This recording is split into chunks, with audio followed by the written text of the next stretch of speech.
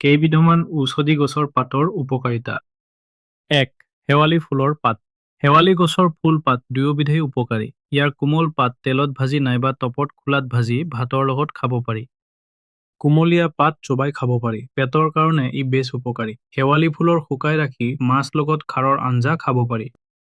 ২. মৰাপাট। মৰাপাট কোমল পাত মানুহে আঞ্জা কৰি খায়। ই পেটৰ কাৰণে বিশেষকৈ পেলুৰ কাৰণে ভাল।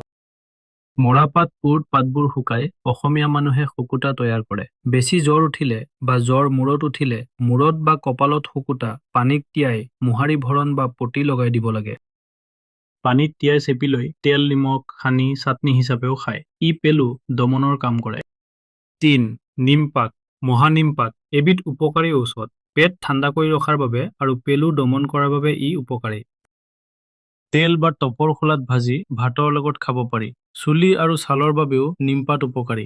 নিমপাতৰ ৰসেৰে মূৰ চুলি ধুলে চুলি কলা হয়। তদুপৰি ই ওকণি মৰা ঔষধ। নিমপাতৰ ৰসেৰে গা ধুলে চৰ্মৰোগ ভাল হয়। নিমৰ ডালেৰে দাঁত মাজিলে দাঁতৰ আলু ভাল থাকে।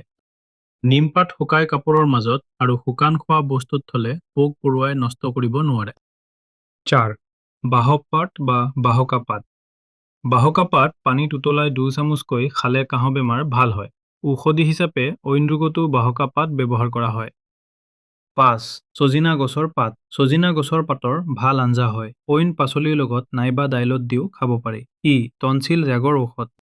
ইয়াৰ বাহিৰেও ডালিমৰ পাত, পচতীয়া গছৰ পাত, ৰহৰ মাহৰ গছৰ পাত, তুলসীৰ পাত, মানিমুনি, নৰসিংহ পাত আদি ঔষধজাতীয় পাত আছে।